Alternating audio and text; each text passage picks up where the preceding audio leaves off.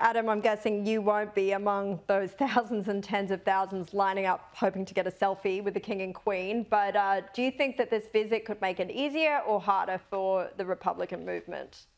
How are you, Caroline? Happy New Year, Eric, too. I hope you are well, mate. No, I probably won't be out there handing over flowers and getting a selfie myself.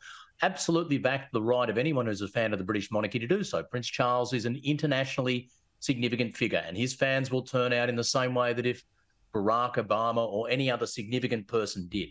But it's interesting to note that when he does that, it'll be something like 770 days since he became Australia's head of state. 770 days before he's managed to squeeze in a visit to the Australia of which he is king. He's managed to visit Kenya. He's managed to visit France. When he gets here, it will be the first time Australia's head of state has set foot in Australia since 2011. I've got no trouble with an internationally significant person coming to Australia, and he will be greeted warmly and respectfully because we're that sort of people.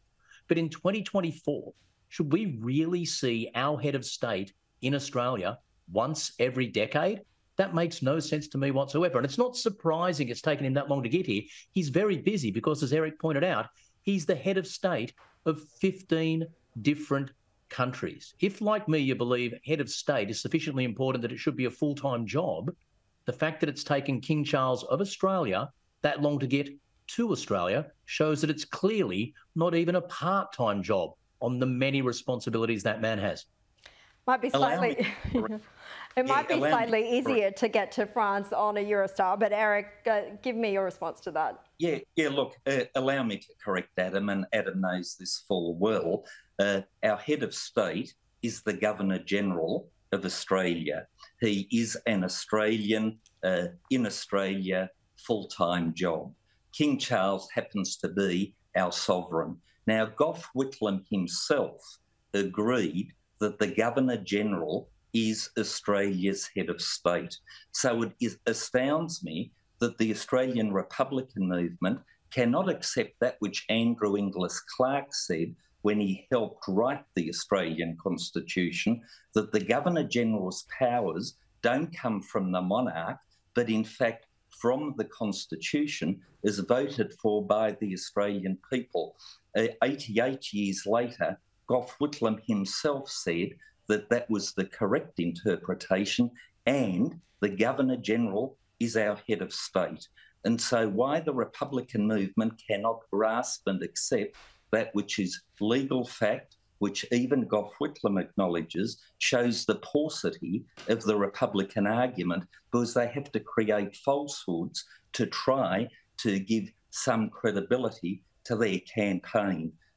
Our head of state is very clearly the Governor-General, and that's a full-time job appointed by an Australian Prime Minister and then rubber-stamped by the Sovereign, but the Governor-General is our state. Eric, I don't want to run out of time before we get to talk about your calls today for the Assistant Minister for the Republic, Matt Thistlethwaite, who we did invite on the show but was unavailable. You've called for the government to abolish his position. Why are you doing that?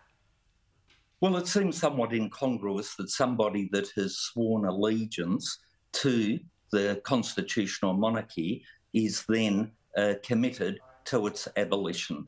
Second, the Prime Minister will undoubtedly be at every single photo opportunity seeking to bask in the reflected glory of King Charles III, yet behind the scenes he's got a taxpayer-funded assistant minister costing the Australian people, I reckon, at least $500,000 a year, $500,000, to propagate something that the Australian people have clearly shown that they do not want. I suspect Adam might have a different view on that, but I also want to ask Adam if he thinks it's the right time to have another referendum given the result of The Voice. We've got probably a minute or less, Adam, but do you think that it's time? Completely separate issues. It's time for Australia to ask if in 2024 we should have a King Charles of Australia who doesn't consider it to be a full-time job, a head of state who doesn't even reside in this state, a head of state whose loyalty is not to this state first and foremost. 3 simple criteria to be Australia's head of state. 1, you should be from Australia. 2, it should be a full-time job. 3, you should be unquestioningly loyal to that country. King Charles of Australia satisfies zero of those three. It's time for Australia to start having a mature conversation about whether in 2024 we want to be one of 15 countries in the world with King Charles as our king. Wonderful gentleman. I mean no disrespect to him. In 2024, that's just not where Australia's at. Well, I think we're ready to have the referendum tomorrow now that we've heard both sides of this tonight very quickly. Thank you, Eric, and Adam Spencer as well.